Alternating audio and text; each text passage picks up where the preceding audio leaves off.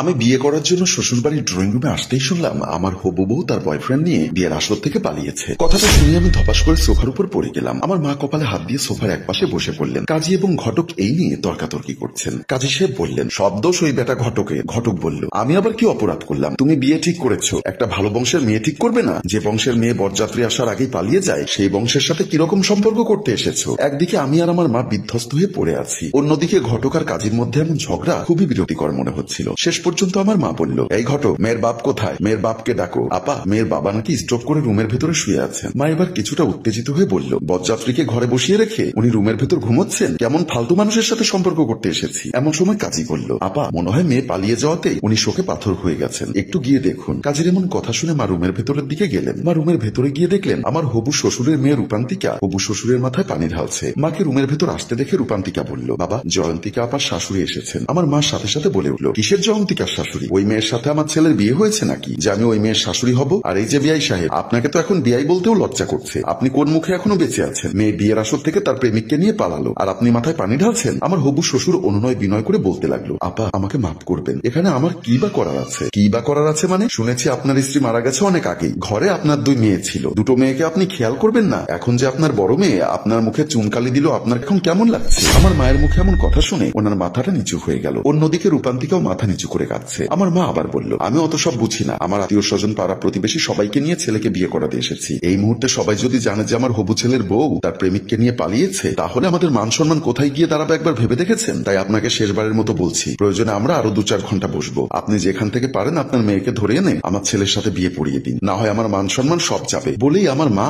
চেঁচাতে চেঁচাতে ওখান থেকে চলে আসলো। আমার মা ড্রয়িং রুমে এসে বললেন, আমার সাথে মশকারি? একটা দুশ্চরিত্রা মেয়েকে আমার ছেলের সাথে বিয়ে দিতে চেয়েছিল, ভাগ্য ভালো আল্লাহর রহমতে মেয়েটা পালিয়েছে। বিয়ে করে আমার ঘরে নিয়ে গেলে ওখান থেকে পালালে তো আমি ফেসে যেতাম। আমি বললাম, মা, তুমি এ কথা বলছো? এখন যে আমি ফেসে আছি, তুই আবার কোন দিকে ফাঁসলি? সবাই জানে আজকে আমার বিয়ে, আমি বিয়ে করতে এসেছি। এখন যদি সবাই শোনে বিয়ের আসর থেকে আমার হবু বউ পালিয়েছে, তাহলে আমার মান সম্মান কোথায় যাবে একবার চিন্তা করেছো? এমন সময় আমার মোবাইলে একটা কল আসলো। মোবাইলটা পকেট থেকে বের করে দেখলাম ইভা নামের একটি মেয়ে ফোন করেছে। ইভা হচ্ছে সেই মেয়ে যে মেয়ে একবার আমাকে রেস্টুরেন্টে ডেকে নিয়ে গেছিল। একবার ইভা আমাকে রেস্টুরেন্টে ডেকে নিয়ে গেছিল, বলেছিল খুব জরুরি কাজে দেখা করতে। আমি রেস্টুরেন্টে গিয়ে দেখি ইভা আমি যাবার আগেই এসে বসে আছে। আমি তাকে দেখে বললাম, কি রে, আমাকে কি জন্য রেস্টুরেন্টে আসতে বললি? ইভা বলল, আগে বস, তারপর বলছি। আমি তার থেকে দূরত্ব বজায় রেখে বসতে চাইলে সে বলল, এই, আমি কি নাপাক নাকি রে? তুই আমার থেকে দূরত্ব বজায় রেখে বসেছিস কেন? সত্য কথা বলতে ইভাই হচ্ছে আমার দুঃসম্পর্কের চাচাতো বোন। মেয়েটি অনেক ছেলের সাথে প্রেম করেছে, চরিত্র তেমন সুবিধার না, এ কারণে ওকে আমি পছন্দ করি না। আমি বললাম, পাক আর নাপাকের কথা নয়, কি জন্য দেখা করতে বলেছিস সেটা বল। তারপর ইভা আমতামতা করে বলল, শুনেছি চাচি আম্মা নাকি তোকে বিয়ে করাতে চাচ্ছে। হ্যাঁ, অনেক মেয়ে তো দেখলি, একটাও তোকে পছন্দ করছে না। আমি তাকে থামিয়ে দিয়ে বললাম, ওয়েট,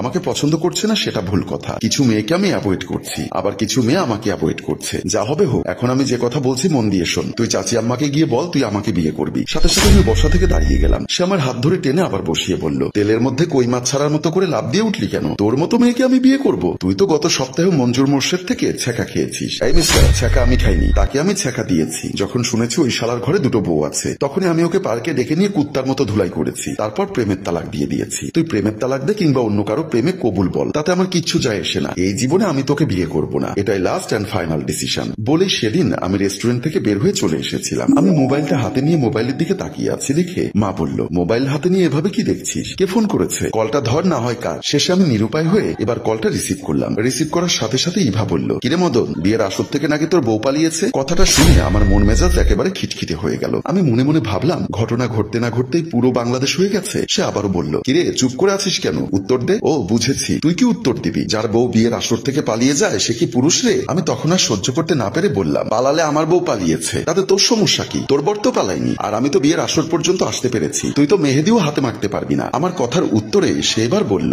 এখনো সময় আছে, যেহেতু শেরওয়ানি পরা আছিস, এক কাজ কর, তুই সোজা কাজী অফিসে চলে আয়। আমি এদিক থেকে কাজী অফিসে যাচ্ছি, আমাকেই কবুল কর, প্রয়োজনে আইবুড়ো থাকবো, তারপরও তোর মতো ঢেঙ্গি মেয়ে আমি বিয়ে করবো না। বলেই মোবাইলের লাইনটা কেটে দিলাম। এমন সময় দেখলাম মেয়ের বাবা এসে ঘটককে ডাকছে, ঘটক, একটু এদিকে এসো তো। মেয়ের বাপের ডাকে ঘটক ওনার সাথে বের হয়ে গেলেন। ঘটককে মেয়ের বাবা ড্রয়িং রুমের আড়ালে ডেকে এনে বললেন, ঘটক, ঘটনা যেহেতু একটা ঘটে গেছে, এখানে আমি কি বা করতে পারি? অনেক জায়গায় ফোন করেছি, কোথাও মেয়ের সন্ধান পাচ্ছি না। ঘটক বলল, কি করবেন সেটা আমি জানি না, ছেলের মা কিন্তু অনেক জাদ্রেল মহিলা, উনি কিন্তু এত সহজে আপনাকে ছাড়বে না। আপনি তো দেখেছেন অনেকগুলো বরযাত্রী চলে এসেছে, সবাই কানা ঘোষা করছে, এখন কি করবেন সেটা আপনিই ভালো জানেন। মেয়ের বাবা তখন নিরুপায় হয়ে বলল, আমার এক মেয়ে পালিয়েছে তাতে কি, ঘরে তো আর এক মেয়ে আছে, আল্লাহর রহমতে আমার এই মেয়েও দেখতে শুনতে অতটা খারাপ না, তুমি তুমি একটু ছেলের মাকে বুঝিয়ে বলো, বড় মেয়েকে না নিয়ে যেন আমার ছোট মেয়েকে ওনার ছেলের বউ করে নিয়ে যায়। মেয়ের বাবার মুখে এমন কথা শুনে ঘটক বলল, এটা অবশ্য আপনি ঠিক বলেছেন, আচ্ছা আপনি যান, ছোট মেয়েকে রাজি করান, ছেলের মাকে আমি রাজি করাচ্ছি। বলে ঘটক আবার ড্রয়িং রুমের দিকে চলে আসলেন। আমরা তখন ড্রয়িং রুমে টেনশনে পায়চারি করছি। এমন সময় ঘটক এসে বলল, আপা একটা কথা বলি, রাগ করবেন না প্লিজ। আমার মা বলল, কি কথা বলবে তাড়াতাড়ি বলো, আমি কিন্তু এই ঘর থেকে বউ না নিয়ে যাচ্ছি না। মায়ের কথা শুনে ঘটক বলল, আপা ওনার বড় মেয়ে যেহেতু পালিয়ে গেছে, ওখানে ওনার কি বা করার আছে, তাই উনি একটা প্রস্তাব রেখেছেন। মা বলল, কি প্রস্তাব? বড় মেয়ে পালিয়ে গেলেও ওনার ছোট মেয়ে আছে, আপনারা যদি চান তাহলে ছোট মেয়েকে মুন্নার বউ করে নিয়ে যেতে পারেন। কথাটা শুনে কাজী সাহেব বলল, উত্তম প্রস্তাব, যেহেতু আমরা বিয়ে পড়াতে এসেছি তাই বিয়ে না পড়িয়ে গেলে অমঙ্গল হবে। আপা আপনি রাজি হয়ে যান, বিয়ে তো আমি করব না, বিয়ে করবে মুন্না। মুন্না তুই কি বলিস? আমি অনেক ভেবেচিন্তে দেখলাম যেহেতু বিয়ে করতে এসেছি, এই মুহূর্তে বিয়ে না করে গেলে মান সম্মান কিছুই থাকবে না, তাই আমিও ওনাদের প্রস্তাবে রাজি হয়ে গেলাম। ঠিক আছে মা, তোমরা যেটা ভালো মনে করো সেটাই করো। ঘটক এবং কাজী দুজনে একসাথে আলহামদুলিল্লাহ বলল। এদিকে মেয়ের বাবা মেয়ের ছোট বোন রূপান্তিকাকে রাজি করানোর জন্য রুমে আসলো। বাবাকে রুমে আসতে দেখে রূপান্তিকা বলল, বাবা আমি অনেক জায়গায় খোঁজ নিয়েছি, আপুকে কোথাও খুঁজে পাচ্ছি না, আমার মনে হচ্ছে আপু ইপ্তি ভাইয়ের সাথে পালিয়েছে। মেয়ের বাবা বলল, ইপ্তিটাকে? আপা যার সাথে প্রেম করত, ছেলেটা নাকি নাটকের ক্যামেরাম্যান হিসাবে কাজ করে। মেয়ের বাবা সেদিকে মন না দিয়ে বলল, মারে আমি যে সমস্যায় পড়েছি সেই সমস্যা থেকে একমাত্র তুই আমাকে উদ্ধার করতে পারিস। বাবার মুখ এমন কথা শুনে রূপান্তিকা বলল, আমি তোমাকে কিভাবে উদ্ধার করব বাবা? মেয়ের বাবা তখন ওনার ছোট মেয়ের হাত ধরে বলল, মারে তুই যদি এই ছেলেকে বিয়ে করিস তাহলে ওরা আমাকে ছেড়ে দিবে, না হলে নির্ঘাত ওরা আমাকে জেলে দিবে। তুই মেয়ে হিসাবে কি পারবি তোর বাবাকে জেলে দিতে? বাবার মুখে এমন কথা শুনে রূপান্তিকা টেনশনে পড়ে গেল, কারণ রূপান্তিকার সাথে বাবু নামের একটা ছেলের সাথে সম্পর্ক রয়েছে। রূপান্তিকা অবাক হয়ে বাবুর কথা ভাবতে লাগলো, কারণ একদিন এক রেস্টুরেন্টে বাবু তাকে বলেছিল সেদিন বাবু রূপান্তিকার হাত নিয়ে বাবুর মাথায় রেখে শপথ করিয়েছিল, বলো রূপান্তিকা এ জীবনে তুমি কখনো আমাকে ছেড়ে যাবে না। আরে বাবা তোমাকে ছেড়ে যাওয়ার জন্য কি তোমার সাথে প্রেম করেছি? আমার ভয় হয় এখনকার প্রেম বেশি দিন টিকে না, প্রেম করে একজনের সাথে আর বিয়ে করে অন্যজনকে। তুমি এমনটি করবে না তো? এই আমি তোমার মাথায় হাত রেখে শপথ করে বলছি, আমার দেহে প্রাণ থাকতে তোমাকে কখনোই ছেড়ে যাব না। একটা কথা মনে রাখবে, যেদিন তুমি আমাকে ছেড়ে অন্য কাউকে বিয়ে করবে সেদিন আমার মৃত্যুর সংবাদ শুনবে। বাবুর কথা মনে পড়তে রূপান্তিকার চোখ বেয়ে জল ঝরে পড়তে লাগলো। রূপান্তিকার এমন অবস্থা দেখে বাবা আবার বলল, মারে কি ভাবছিস? তোর বড় আপা আমার মান সম্মানের কথা চিন্তা না করে কোনো এক ছেলের সাথে পালিয়েছে, এখন যদি তুই এই বিয়েতে রাজি না হোস তাহলে আমার গলায় দড়ি দেওয়া ছাড়া আর কোনো উপায় থাকবে না। বাবার এমন কথা শুনে রূপান্তিকা বিয়ে করতে রাজি হয়ে গেল। কাঁদতে কাঁদতে বলল, ঠিক আছে বাবা, তুমি যা ভালো মনে করো তাই করো। বাবা তখন কাঁদতে কাঁদতে মেয়েকে জড়িয়ে ধরে বলল, আল্লাহ তোকে অনেক দিন বাঁচিয়ে রাখুন রে মা। একজন বাবার ঘরে জয়ন্তিকার মতো কুলাঙ্গার যেমন না থাকে, তেমনি তোর মতো ভালো মেয়েরাও থাকে, তুই আজ আমার সম্মান বাঁচিয়েছিস। বলেই বাবা সংবাদটি ওনাদেরকে দিতে চলে গেলেন। কিছুক্ষণ পরে জয়ন্তিকার জায়গায় রূপান্তিকাকে বসাজিয়ে আমার সামনে এনে বসালো। মেয়েটা তখনও কাঁদছিল। আমি আর চোখে মেয়েটির দিকে তাকালাম, দেখলাম দেখতে শুনতে মার্শাল্লাহ জয়ন্তিকার চাইতেও রূপান্তিকা আরো বেশি সুন্দর। আমি মনে মনে বললাম, আল্লাহ যা করে ভালোর জন্যই করে, বড় বোনের চাইতে ছোট বোন অনেক সুন্দর। তাই আমি মনে মনে খুশি হয়ে গেলাম। কাজী সাহেব বলল, তাহলে দেরি করে লাভ নেই, আমি বিয়ের কাজ শুরু করি। ঘটক বলল, কাজী সাহেব তাড়াতাড়ি বিয়ে পড়ান, রান্নাঘর থেকে ভালোই গোস্তের ঘ্রাণ বের হচ্ছে, বিয়েটা শেষ করে খেতে বসে যাব।